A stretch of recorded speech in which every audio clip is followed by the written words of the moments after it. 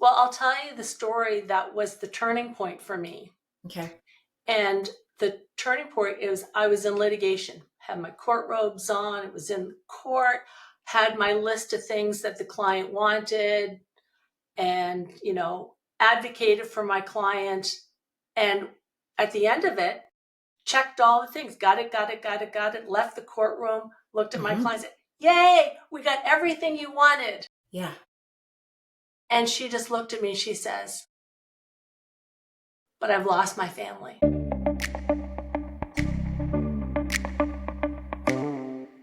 Today's guest is someone who spent her entire career focused on supporting children and families. Diane McInnis is a seasoned lawyer turned full-time family mediator with over 30 years of experience helping people navigate separation and divorce with dignity and respect. Raised in Halifax and now based in Kitchener, Diane brings a calm, collaborative approach and a strong belief that court should be a last resort, not the first. Whether through law, teaching, or parenting, her work has always centered on helping families move forward with empathy and understanding. This is a conversation about conflict, connection, and the power of perspective. Let's dive in. So, Diane, we're chatting in the afternoon. Has this been like a typical day for you so far? Is there such a thing as a typical day for you? Uh, yeah, it's pretty typical. I screened a couple of clients for mediation this morning, so that's kind of always interesting because that's my first kind of learning experience with couples who are going through separation and divorce. So yeah, that was kind of a typical morning for me. Okay, okay. Yeah, and I don't think I really have a typical day in real estate. I don't know that there is such a thing, but it's been a good busy day so far. But I'm very much looking forward to our conversation. Yeah, me too. So I love to start, you know, maybe not at the day you were born. That might be going back a bit far, but I like to get to know a little Really bit far about. for me. Me too, me too. But I'd like to get to know. Okay, so I know you grew up. You're from out east. You were born and raised in Halifax. Is Yes, that right? yes. Okay, I've only been a couple times, but I love Halifax. So tell me what it was like to grow up in Halifax and how long you lived there before moving to Ontario. Well, they say you can take the girl to the East Coast, but you can't take the East Coast out of the girl. So I was born and raised in Halifax, in the house that my parents still reside in. And my parents are in Wow. their 90s and still live in that same house in Halifax. So I do have the opportunity to go home quite a bit. Went through elementary, junior high, high school, met my husband in my first year of university at Dalhousie. And Mhm. so I did multiple degrees at Dalhousie because back in those days, going to university was a more affordable endeavor than it is Ah, now. yes. I was just reading in the paper this morning that Laurier University was advising people to budget some anywhere between 28,000 and 40,000 a year for a first year at Wow. Mm. university, depending on the program. I can tell you all three of my degrees didn't cost $23,000. And I have a science degree, my education degree, and my law degree. So that was in the day where Hmm. you could have academic curiosity and you could go to school and you could explore things that you were interested in and learning. And it didn't mean that you were going to be financially strapped. Right, So right. yeah, so Wow. I did multiple degrees there. I moved back and forth between Ontario and Nova Scotia because I taught high school science in Ontario and Ottawa. Mm. Then I moved back to Halifax to do my law degree. So I've been in Ontario now probably full time for about 34 years. My husband and I are still here in Kitchener. Mm-hmm. Oh, well, I love it. I love it out there. And I do find the people from out east, of course, there's a reputation for them being so hospitable and friendly and kind. And so Well, I'm I have sure a that, theory about that. do you? Well, yeah, of Okay. course I do. Yeah. I have a theory about just about everything. But I think that the East Coast, when you live on the ocean, you are always in awe of the magnitude of the ocean. And you look at the waves, you look at, like, you go to the East Coast and you can just sit at Peggy's Cove or on any beach because you're never far from the coast. And you can look out at the ocean and just be, feel really insignificant compared to the greatness and the power of this space that's beyond us. And I think that people have that same experience when they're in the mountains. Like, you feel small and compare it to this, these big mountains, or people on the prairies have that same experience. But I kind of think in Ontario and maybe other big cities in the world where you're a little more landlocked, Yeah. greatness is what we've built as humans. We've built these great buildings, all of these things. And somehow I think humans have a feeling that they're more important in the world and these kinds of environments. And you go to the coast, you look at the ocean, and you realize how unimportant you are in the grand scheme of things. And I think that that mentality really does engender a spirit of caring for each other, caring for our environment, having a little bit of humility. And I think that that kind of translates into that kind of experience of people going to the East Coast and just saying, like, you know what, it's all about the ocean. And that kind of an attitude of, living in that environment, living in that weather, caring for each other. Yeah. Yeah. Well, I like your theory. Yeah. Sounds reasonable. Tell me about who Diane was as a young girl. What were you interested in? Do you remember what you wanted to be when you grew up? Oh my gosh, so many things. Because I guess, being born in the 60s and growing up in the 60s, it was just that period of time where things were opening to women. It's really interesting because, there were certain periods or people in my life who still wanted to put limits on women. And I suppose going to school, getting my education degree was a very acceptable kind of, that's a good job for women. But I feel like I had a lot of opportunities to explore things that I wanted to. My parents were always very supportive of my going in and out of things. I think it was more free range childhood than what there is now. I was on swim teams. I was a lifeguard. I liked school, so I did lots of activities. I've always been a runner since about junior high. So running and exercise, playing volleyball, but also, living in a rather large family, 5 siblings and my parents, and really wanting economic independence too. So I always had those part-time jobs, just kind of always had things on the go. So I was a very busy child, self-imposed a lot, but just I always was active and wanted to always have something on the go. Where are you in your birth order? Middle. Middle. Okay. I think that's probably why I'm a mediator today. I just learned mediation skills from very early on. Yeah, of course. You would need to. So when did law get on your radar? Or when did you become fascinated with it? It's kind of interesting. When I was in junior high, my teachers would always say, "Oh, Diane, you should be a lawyer. You're just always talking. You're always trying to reason things. You're always trying, And so I actually started high school thinking I want to go to law school. And then when I was in high school, I had some really amazing science teachers. And I fell in love with science and biology. So I switched gears entirely and thought by the time I finished high school, I wanted to go to medical school. And we have a medical school at Dalhousie. So I used to spend a lot, even in high school, I'd be at the library at the medical school going through medical journals and doing research and stuff like that. And I loved it. So I did my undergrad in neuroscience and physiology. Wow. And really thought I wanted to go to medical school. Yeah. So that was kind of my track. I did my medical school prerequisites and things. Met my husband, who is in medical school. And then I kind of thought, well, I've already done that vicariously once. I don't think I really want to do medical school. So then I explored, I thought, well, wouldn't it be great if I could be a science teacher and really get other kids as enthusiastic about science as I was? How I became when I had really good science teachers in high school. So I did that, but then I realized, you know what? Teaching is not as easy as it looks. In fact, I think teaching is probably the most difficult job I've ever had.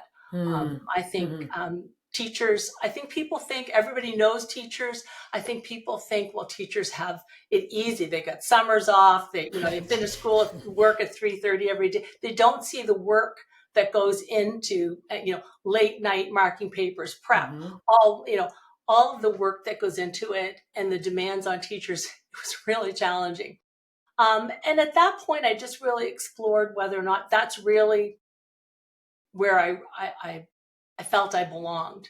So I wrote my LSATs and applied to law school and got in at Dow Law School. And who doesn't want to go to Dow Law School? So I changed tact and went in. I went to law school and loved it. Loved the study of law. The study of law is just really interesting. Sometimes it's a little more interesting than the practice of law, but again, it's just the opportunity just to learn about how society works. And a lot of people just really don't have a good understanding of how it works, and they perceive it based on what they see on TV. And it's never like what you see on TV. And it's never like what you read in the newspaper. I often think, everyone should have a law degree just so they understand how our society works, how law works, and the rationale and the understanding behind our criminal laws and our family law structures. And it's just a really good general learning.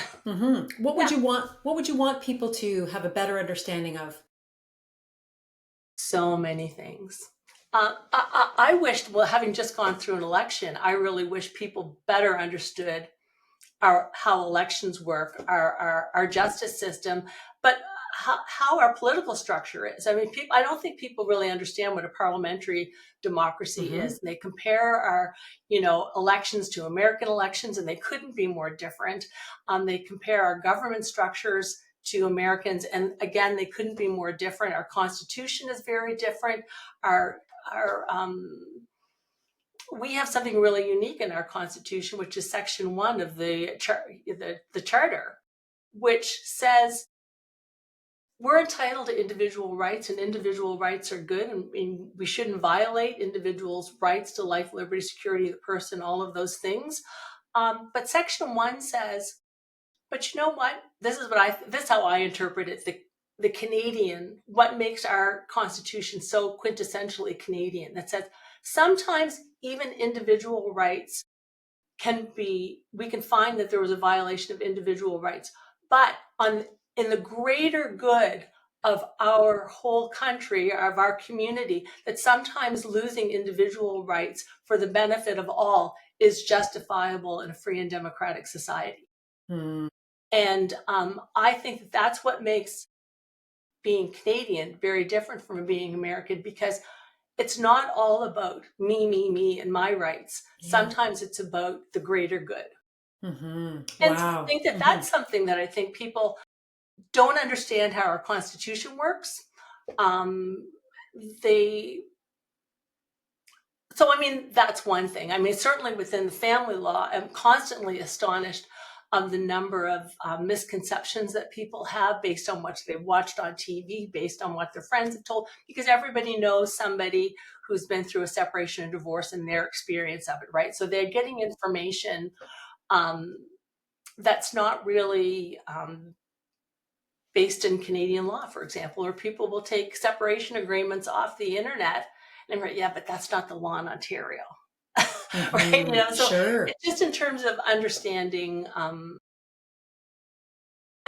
there's lots, right? Understanding how our criminal justice system works, this whole concept that it's better to let 99 guilty people go free than have one innocent person wrongfully convicted. Those kinds of things. But it has to be taken in context of how our criminal Mm-hmm. law works. Mm-hmm. Mm-hmm. You're reminding me that we live in a time where we have access to more information than we ever have at any other time in history. And there's big advantages to that, obviously. There's also challenges to that because there's a lot of not great information out there, right? And especially because there's so many like sound bites, you know, people are learning things from TikTok and Instagram and things like that.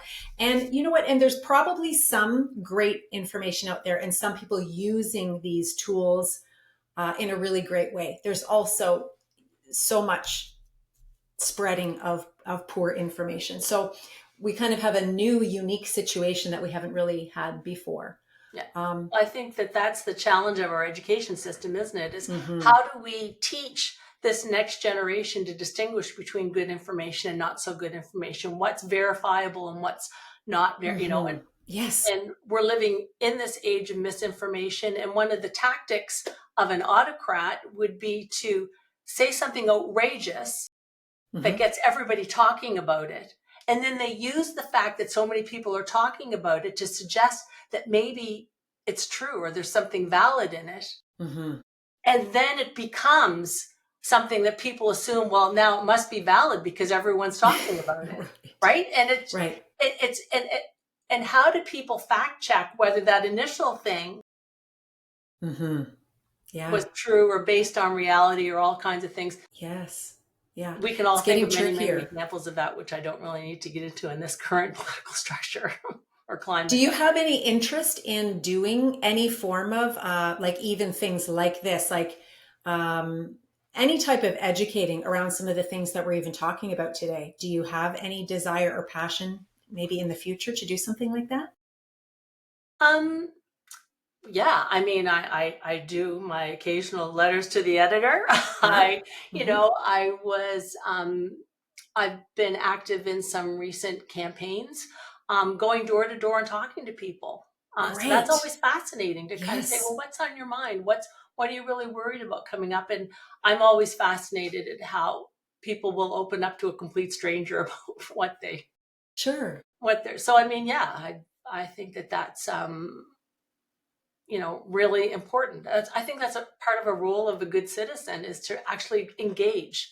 I don't Mm-hmm. have to agree with your perspective, but I would like to be able to engage in a Yeah. productive and respectful conversation about it. Yes, this is another thing I would love to see more of is civil disagreement or just, you know, conversations that people are making good arguments on different sides and having more of that modeled because I'm seeing less and less of that and more kind of black and white.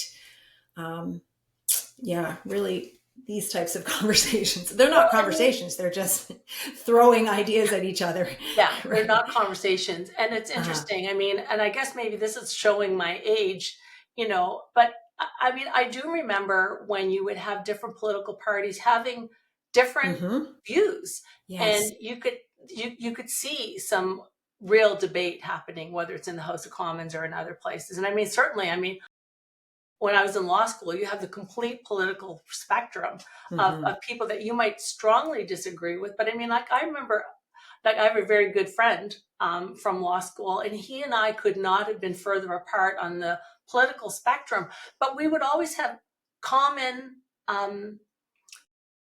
goals. Like we would say, well, Mm-hmm. this is really important. This is what we'd like to see. Yes, that's what I'd like to see too. This Mm-hmm. is how I would go at it. And you're, well, no, this is how I would go at it.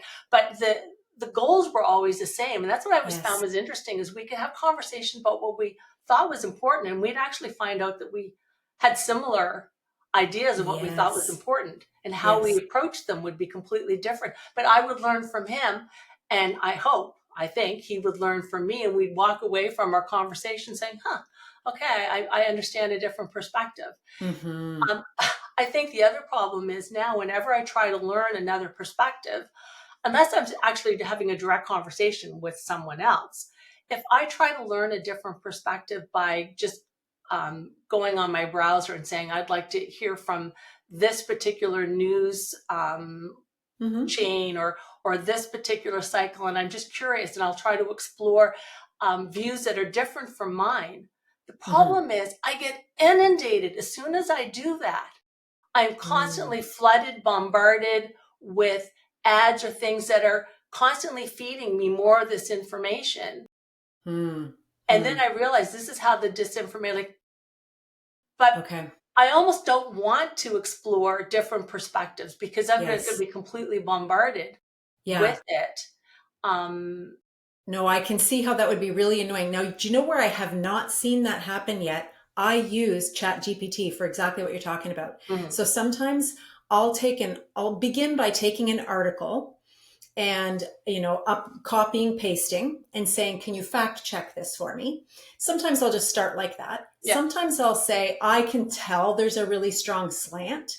And so I will ask it to kind of break out the argument. So what would, the other side say about this? But so far it doesn't track with other things, that it's kind of separate from the internet, so to speak.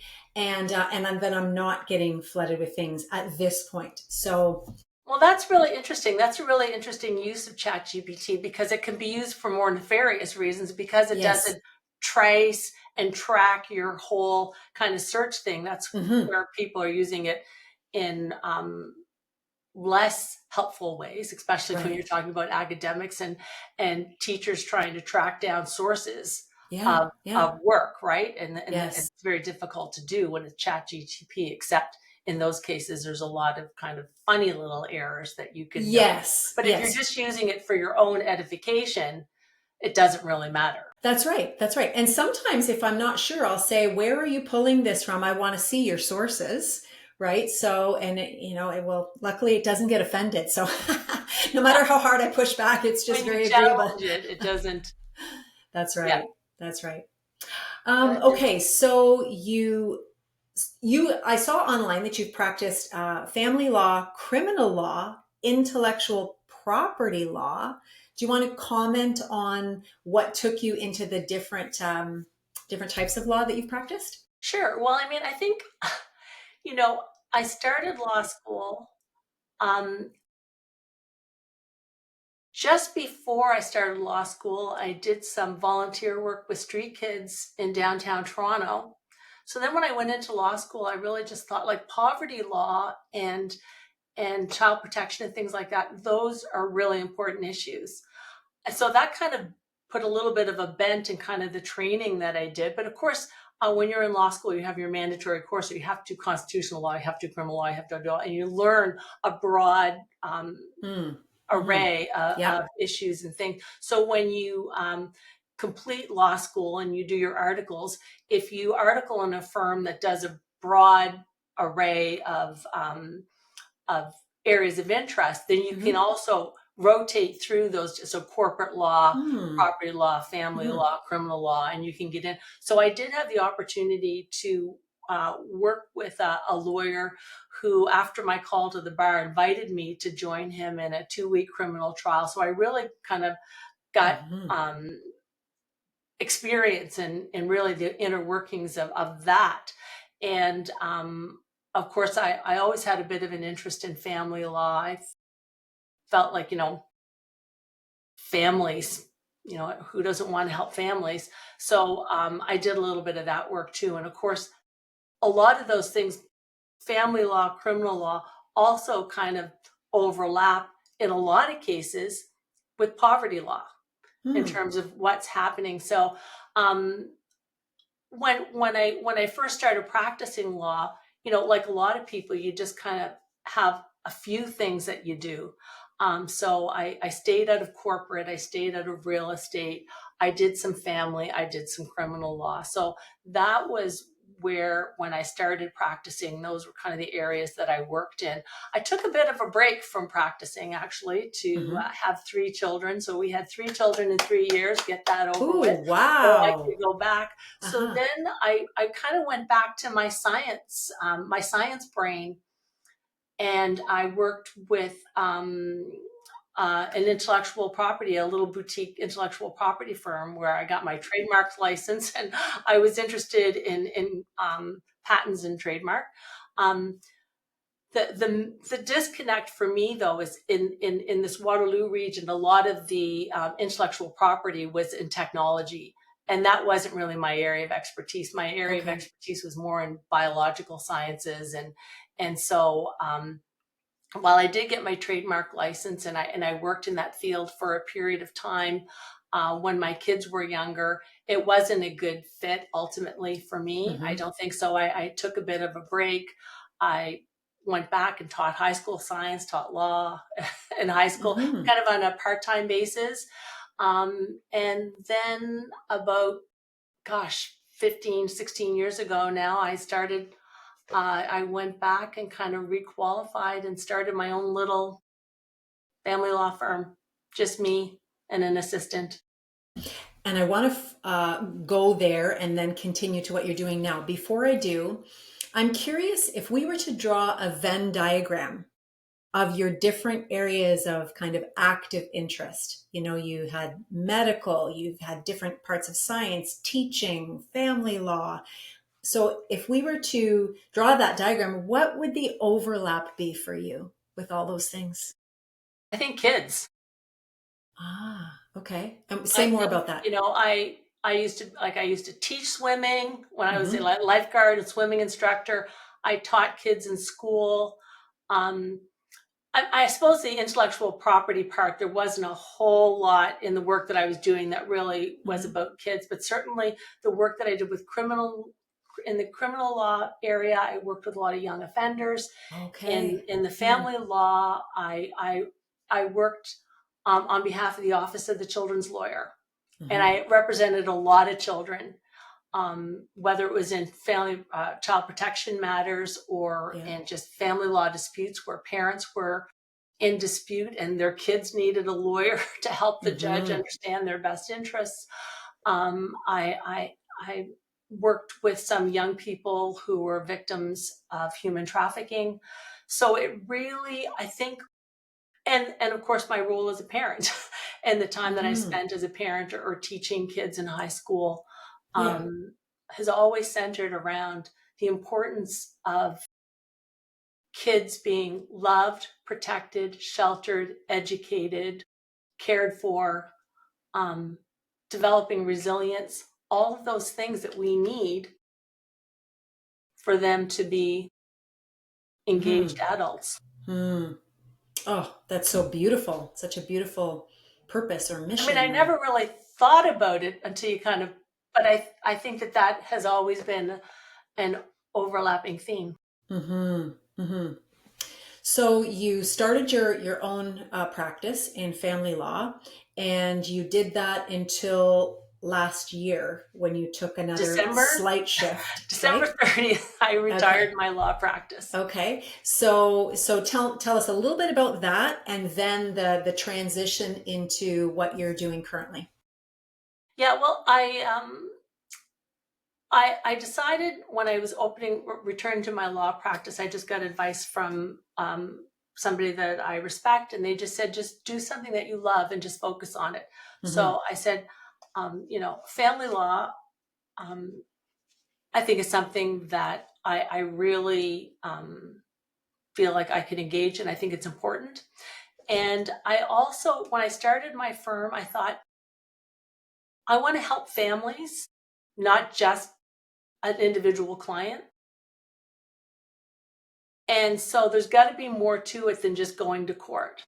So when I reopened my firm, of course, you're taking clients and you're going to court, you're doing some negotiations, you're doing things, but very early on, within the first year, I started doing mediation training and started doing training in collaborative practice. And I think probably within 4 years of reopening my firm, I stopped doing litigation altogether. And I devoted my entire practice to collaborative and to mediation, except for my kid clients, because they were in court by virtue of what was going on in their world. So with the exception of that, was kind of my window into what was happening in courts and family law, Hmm. which always reaffirmed my decision to keep my adult clients out of court and to help them really try to Hmm. resolve issues.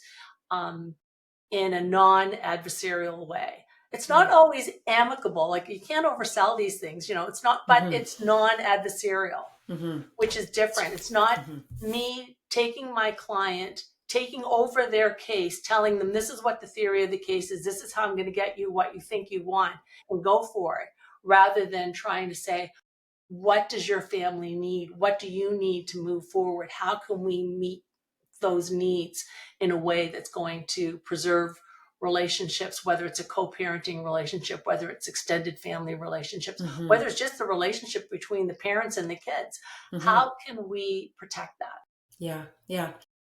What do you see, because you've done the litigation and you've done the collaborative and the mediation after with the families that have gone through the different processes? What do you see in differences following? Like, is there some? I mean, I'm assuming you're choosing the collaborative and the mediation because of better outcomes, right? Absolutely. So what are some things that you observe with people that go through the different approaches? Well, I'll tell you the story that was the turning point for me. Okay. And the turning point is, I was in litigation, had my court robes on, it was in court, had my list of things that the client wanted, and, advocated for my client. And at the end of it, checked all the things, got it, left the courtroom, looked at my client, said, yay, we got everything you wanted. Yeah. And she just looked at me and she says, but I've lost my family. This is no longer, the family's been destroyed through this process. Yeah. I was very focused on getting her. She said, these are things I want, but I didn't focus on what the other person needed out of it. I applied the law. I found case law. I made my arguments. But what's the good of all of that? Win at what cost? And it was just a really significant outcome for me, because I just realized this, I don't get that from other clients. And I started realizing as I watched it from the child's perspective of parents in court, and I could see it more objectively.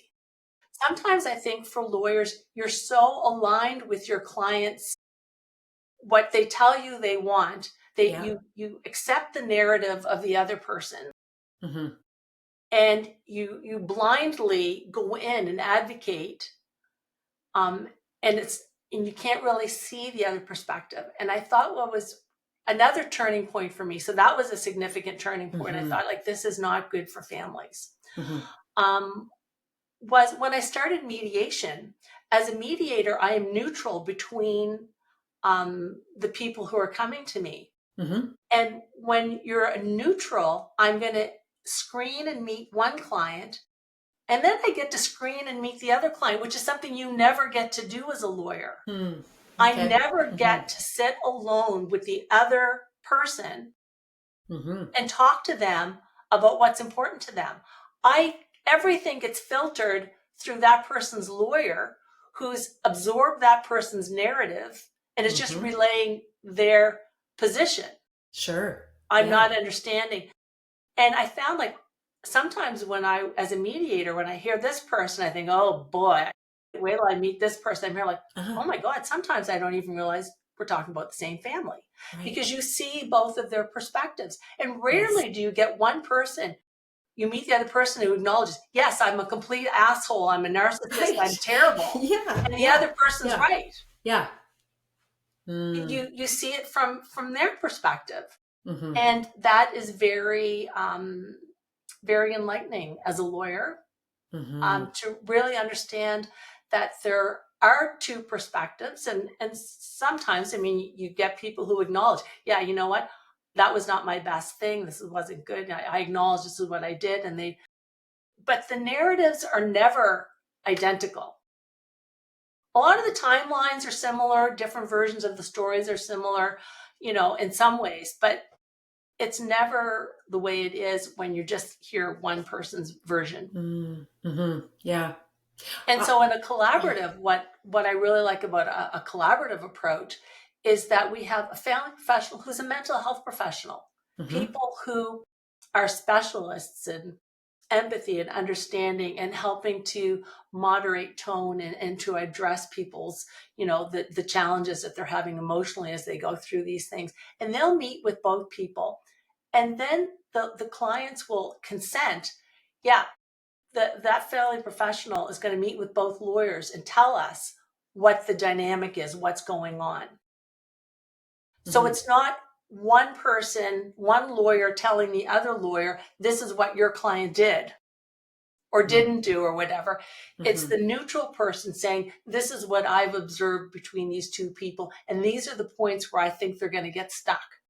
Mm-hmm. So how can we as a team think about what these issues will be, how we're going to address these issues with them, to give them information at the same time, to help them process information together and come up with solutions together. Mm-hmm. When is it difficult to stay neutral? Well, I mean, we all have our inherent biases. So, I mean, I'm not going to lie. There's times when I'm meeting with a client and I'm thinking in the back of my mind, okay, no, Uh-huh. but I don't. I mean, my Mm-hmm. job as a neutral person is to hear what that person's saying, reflect Mm-hmm. back. I might, say, well, have you thought about this? Have you thought about that? What do you Mm-hmm. think the other person's going to say if I were to share that with the other person? What, and engage in that conversation. Yeah. But then sometimes when I'm neutral and if I feel like somebody's really going down a path that isn't appropriate and I can't give them legal advice when I'm acting as a neutral Mm-hmm. mediator. And Yep. those are the points when I say, I'm really going to encourage you to go speak to a lawyer about this issue, get some information and come back. Mm-hmm. Now, is that difficult though, because you have the legal background? Is it difficult to hold back and not chime in sometimes with advice? Not never advice when I'm in mediation. So, I mean, Okay. what I will do, because I have a legal background and Mm-hmm. when I was practicing law, and I would just say, here's how a court approaches these issues. Mm.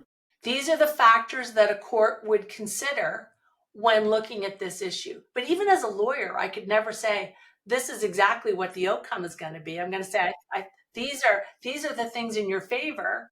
Mm-hmm. These are the things that, people will question, can't guarantee, you know, Mm-hmm. that was another thing that was really hard about litigation is just when you thought you had the best possible case, a judge will not see it from your, and I'm like, how could you not see it from that Yeah. perspective? It's so clear. Right? Yeah. So Yeah. I mean, it's often, and I often remind clients too, you will never get the vindication that you're seeking by going to court. So many people just say, but as soon as a judge hears what this other person did, it's going to be so obvious to everyone that they're going to see my perspective. And I just say, like, you will never get that validation that you're seeking from a courtroom. Yeah. I mean, occasionally, in the most egregious cases, the judges will come right out and say, okay, it's clear what's going on here. Yeah. But Yeah. more often than not, they will not do that. Mm-hmm. Mm-hmm. So I often just, do the cost benefit analysis. Do you want to fund your child's RESP or do you want to fund my child's RESP? You Mm-hmm. choose. Let's Mm-hmm. let's see let's see if we can find somewhere that we can go with this. It's going to, Yeah. Yeah. So, who is a good fit for mediation, and what's the process for you to kind of, determine that? Well, I think a good fit for mediation is anybody who seriously wants to say, our family's in transition. We need to figure out how we're going to move things separately. I'm going to be open to what my possible obligations are, what my commitments are, and I'm willing to explore what our family needs, especially if there's children, because I think when there's children, mediation works really well because both people can kind of say, yeah, but we both want to protect the children. We both want to make Yeah. sure the children have a good place to live. We both want to make sure that, we have, and so you can always kind of keep them focused on that. Mm-hmm. And then they'll problem solve. I Yeah. mean, I think mediation doesn't work if someone's just going to be positional. I need the house, I need the kids, I need that, and I'm not going to negotiate. Mm-hmm. Well, if you're not going to negotiate, then no, mediation is not for you, Okay. Mm-hmm. right? Mm-hmm. You Yep. need to come into it saying, we need to figure out how to settle the financial issues and our obligations to each other. And we're not always going to agree. It's not always easy. I mean, it's hard. Mm-hmm. Mm-hmm. But I mean, compared to, like, I think when people are in mediation or even in collaborative, and they think, well, this is hard, this is taking longer than I thought it was going to be, this is getting expensive, I'm here, but you have no idea. Mm-hmm. Compared to that, you have no idea Mm-hmm. how much better this is. So Mm-hmm. I used to joke with some clients. Well, I still kind of do, but I used to always say, like, my tagline would be Diane McInnis, collaborative, or mediation. I can't make it easy, but I can make it less shitty. Right. Right? Maybe that's my tagline. Yeah. Yeah. Right? I can't make it easy for people, Mm-hmm. but I really do try to help people kind of look at big picture, disentangle from the immediate negative intimacy, and just kind of step back and say, what do we both need to move forward? What's challenging in this day and age is the cost of living, cost of housing. Yeah. I mean, it has been the bane of my existence for the last 4 years. Well, I mean, my existence. I mean, the people experiencing it Yes. are, Yeah. are it's really the bane of their existence. But Right. what's made it really challenging for me, either when I was practicing as a lawyer or continuing my work in mediation, is the fact that the main asset is the matrimonial home. And it's often worth more than what one person, either one of them, can buy it out. Yes. If they sell yes, it, neither yes. one of them has enough to get separate places. Right.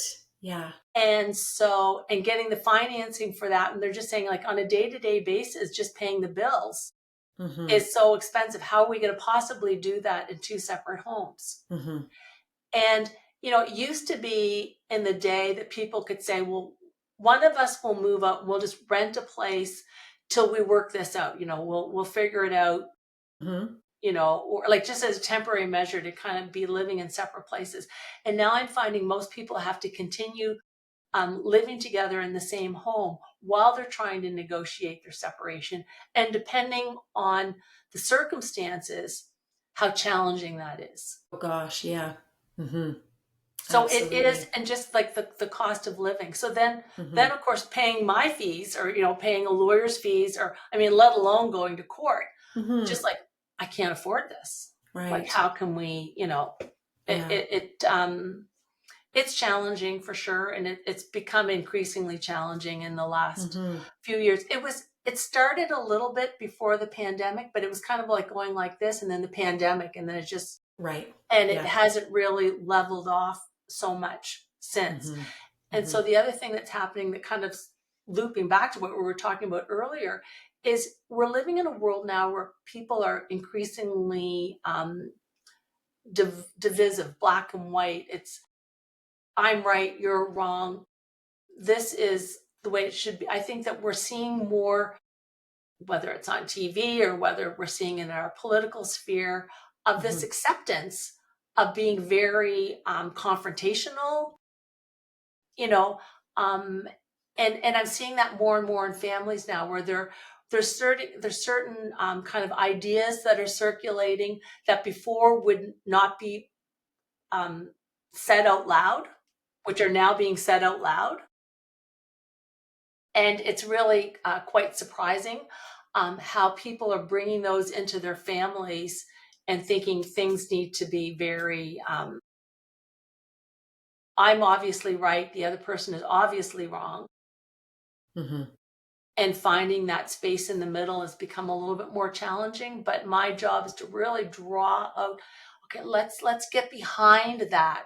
Because if you get behind and clear away all that and don't get caught up in what people say, but what's really important, I can usually find some common threads Mm-hmm. that I can get both people to kind of say, yeah, let's keep our eye on those things. And, it's, This very thing is something else that would be so helpful for people to know and understand before even there's a problem is great conflict resolution. And so often in relationships we're fighting about on this level, but it's not even about this, mhm, it's about yeah. something else, but you never get to discussing what it's actually about. So some of those skills and training would be so helpful for people, and in some cases maybe even prevent some of the issues down the road. Well, I mean, again, maybe I'm just an old lady and I kind of think of how things were better in the old days, because they weren't always better, because people didn't talk about stuff. A lot of what stuff was just brushed under the rug, and there was a Right. lot of, Yes. um, you know, intimate partner violence and things that just wasn't known, there weren't places to go and things like that. So I'm not suggesting that that was better. Huh. But what is happening, I think, in some ways, is there's a general lack of resilience, in that we've kind of have a generation of people who've grown up being told how special they are. Kids are Yes. growing up, you're special, you're so smart, you're so brilliant, you're so talented, you're so this, there's no competition, everything, Yeah. and this sense of, well, like, I am really important and I am really, smart and all those things, and everyone else isn't. Yeah. Right. And so I think in some ways we're I'm seeing a little bit of that, where everyone just thinks they're really self-important, Mm-hmm. and Mm-hmm. thinks that they're always right, and they're not used to this whole idea of not being right, or Mm-hmm. not being completely validated in everything that they say and do. Yeah. And then just a general lack of resilience. And I thought this was really interesting. Everyone probably knows this, but it was kind of revelatory to me when I heard it a few months ago. And we used to talk about helicopter parenting, Yeah. and the parents that were just kind of always hovering over their kids and kind of know. And what I've heard now is it's moved from helicoptering into snowplow parenting. And the snowplow parenting is, we clear all obstacles for our children. We will never let them have an obstacle, you know, and I remember even when my kids were kind of like in high school, or, and the other kids saying, well, my kids can't ride on the bus, it's not safe. My kids, can't like be going out. And they're just like, there was no resilience. They just did not have the opportunity to get out in the world, experience things, have someone look at them sideways, Yeah. and move on, right? Mm-hmm. That whole idea that people on the bus are not a threat. There's a whole society of people who use the bus, and you're going to meet all kinds of interesting people in Mm-hmm. the world. Not everyone's dangerous. Right. Everyone's maybe a little bit different. They may act in funny ways, but they're not Mm-hmm. dangerous. We don't need to be afraid of the world. Yeah. And when bad things happen, you have the resilience, the comfort of knowing that you have family, that people are surrounding you with love, and that you have resources. And I think so many people just feel disconnected. People are alienated from their families, they're alienated from their friends. They don't, and when Mm-hmm. bad things happen, they don't have that pool of even emotional support to have the resilience to get through difficult times. Mm-hmm. Yeah. And so No. building in capacity during negotiation is a little bit of what I do. And even though I'm not a Mm-hmm. therapist and a counselor, I always kind of encourage people, this is something you should really maybe speak to a counselor about, to get some support. Really trying to approach it from from a sense of empathy.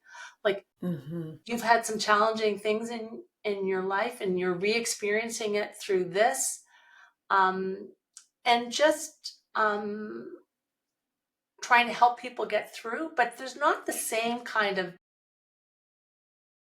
again, this sounds really old fashioned. People say pull yourself up by the bootstraps, and Yeah. they say, well, you got to have bootstraps to pull yourself up. You've got to have that foundation. I think a Mm-hmm. lot of people are lacking that foundation, Mm.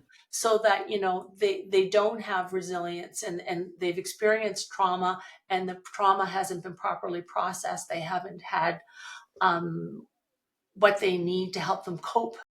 They don't have the same coping skills. So it can be really challenging, and Yeah. just finding myself open and understanding of that, knowing that I come from a very different generation, different experience. But I do see these kinds of trends, so I have to constantly be adjusting my own thinking and helping and supporting people.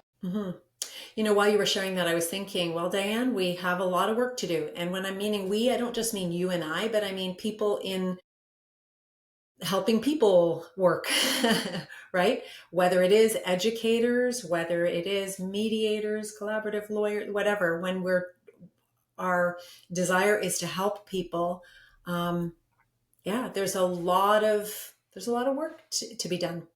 But, you know, Yeah, it's good work. it's And good I mean, work. a lot of that work can be done. You don't have to be in one of the helping professions to do it. I mean, you can just Mm-hmm. volunteer, Yes, right? yes. I mean, if you want to engage, you know, there's so many interesting things that you can do, but I often just thought, like, you know, the library used to have these programs where people could just volunteer to have conversations with new Canadians who are learning English. Yeah, So you just yeah, go and you just yeah. speak to them. You don't have to know their language. You're just helping them engage in everyday conversation. But just imagine how enriching that would be. Yes, yes. I know Not only you're YMCA had helping them, but something you're learning similar. from them, right? Huh. Yeah. No, that's really, really great. So I think Um, that there's all kinds of things like that in the world where you can actually engage and learn from other perspectives, mhm. just by spending a little bit of time. Yeah. More time in conversations, more time listening. Maybe a little bit more listening and a little less talking would be good for all of us sometimes, right? Okay, so one, I just do want to know, are you happy with your recent transition into mediation? Is it rewarding work? Are you enjoying it? Yeah, very much. I mean, like I said, I've been doing mediations now for about 12 or 13 years. So it's not Hmm. new work, but the Okay. transition from practicing law and mediation to just strictly doing mediation Hmm. um, has been a good move for me now. I'm in my 60s, you know, my kids are older, my husband's, you know, semi-retired, just at that point in time where I'm just trying to limit the amount of work that I do. And I kind of Hmm. feel like my cumulative experience has allowed me to really be a much better mediator. I think that the experience that I brought into it allows me to really be effective in the work that I do. Hmm. And so I'm loving this transition simply because I'm getting a little bit of my own life back, which as a Hmm. lawyer is really hard because it's very demanding Hmm. and I can imagine. the expectations are different. And I loved the work that I did with families as a lawyer, but um, it's very hard to take vacations and and Hmm. you know get Hmm. away. I mean, I take vacation, but not never more than a week at a time, right? Sure. Yeah. And just so at this stage of my life right now, I am loving this transition. It's Mm, been really good, and I love the good. work. Good. Is there anything that we haven't touched on that you think would be important to talk about? Well, I mean, I guess just in terms of kind of getting the message out there to families that court is not your first option. Mm, And it's probably not even your second or third option. It is the option of last resort. And hmm. I'm of the view that a lot of lawyers they love litigation. I mean, that's what they do. They Hmm. love it. And there are certain things about litigation I loved. I loved Yeah. the academic exercise of Sure. litigation. I Yes. mean, if it Yeah. wasn't for the fact that there were actually families at stake, Hmm. the exercise um, I always found was very stimulating and interesting.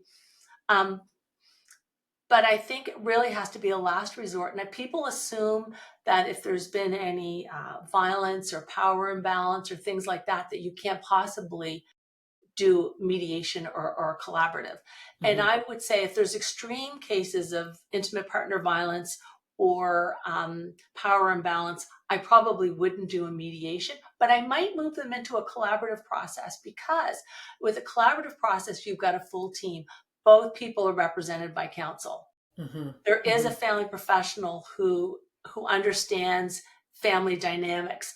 And as a team, we can work in place. What are the safety things that we need to put in place for this family Hmm. that will help them you know, and so I think that that's what people would really benefit from, knowing that there are very defined protocols for assisting families who've experienced violence or power imbalance, and they can manage their separation outside of court.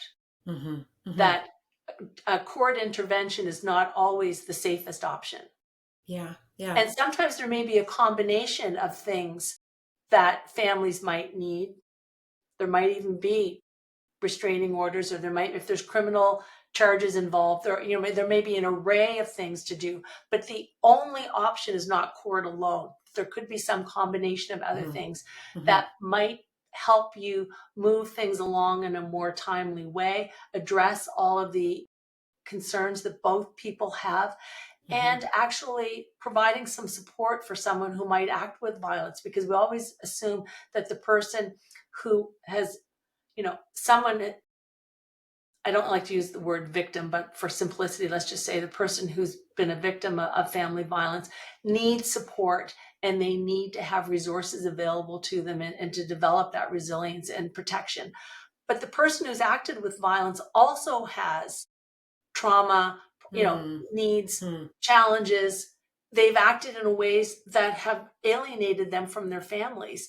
And they're still people who are, parents, children of their own parents, siblings. They also have relationships, and they also need to have their concerns addressed. And that's whether it's violence or addictions or things like that. And so wrapping around the whole family is something that can happen in a collaborative. In a court process, you're simply just in your lane and saying, this is what I need to protect me. And it might not always offer the most interesting or creative solutions that could actually help your whole family move forward in a good way. Mm-hmm. I'm really glad I asked that question, because I'm really glad that you brought that up. I think it's very important to know that there are options. I think a lot of people are not aware of the various options. And it won't surprise you that I spoke recently with Debbie Hoffman, and she too wants people to know that, court is not, she doesn't want that to be the default, right? Have something, mediation or collaborative, be the default, right? And the other only be the last resort. So that's a really, really important message to get out. So I'm really glad that you raised that.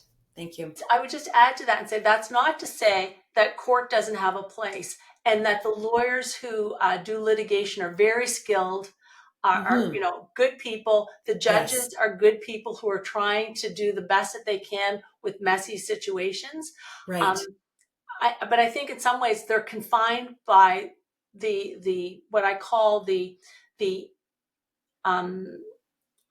four plates in the baseball diamond, the inner. Mm-hmm. Yep. Whereas in a collaborative mediation, we can play in the entire ballpark. So we're not confined to those limits. We can be more creative and move. And I always just say, as long as people are playing in the same ballpark, we can do. Now, if one of you moves to another ballpark and you're a different ballpark, okay, that's not tenable. But we're not confined to the limits of what legislation will allow us to do. We can play within the entire ballpark and be competitive, or be creative. Yeah. So that's kind of the analogy that I used. And I always say it's worth trying something different before going to court. No, really, really important point. Do you have time for a couple of what I call rapid fire questions, even though they're just different? Okay, questions? Sure. Let's give it a go. And then I'll let you go. Do your important work. If you weren't in your current career, what's a different path you'd love to try? Interior design. Oh, okay. That's another area of interest for you. Kind of, do you dabble or have hobbies in it? I do. I've pretty much designed our entire house, and over the years, and whether it's gardens or actual rooms or structures. So I find that really interesting, and I think one of the reasons is when I was a kid, I was not a very good drawer. So because I wasn't good at drawing, I was generally assumed to be not particularly artistic. Right. But, I grew up, I did a lot of sewing, I made my own wedding dress, I made clothes and stuff like that. I did a lot of sewing, Yeah. and I always thought that was very creative, and I love design, and things like that. So I kind of feel like my inner creative, I often just kind of thought, if I was doing life all over again, maybe I just would have done interior design. I think it would have just been a very happy. I mean, Low stress. not that there aren't challenging clients Sure. in interior design, but I Yeah. kind of think the work that I've chosen to do, I live in the world of conflict. Yeah. And living Yeah. in the world of conflict can sometimes be very, um, well, it takes its toll Yes. on the professionals. Mm-hmm. Mm-hmm. Yeah. So, yeah. Okay. I'm trying to choose which one of my other ones I want to ask you. I think the TED Talk one is interesting. You know what TED Talks are? Okay. If you were to give a TED Talk, but on something that is not related to your work, what would it be?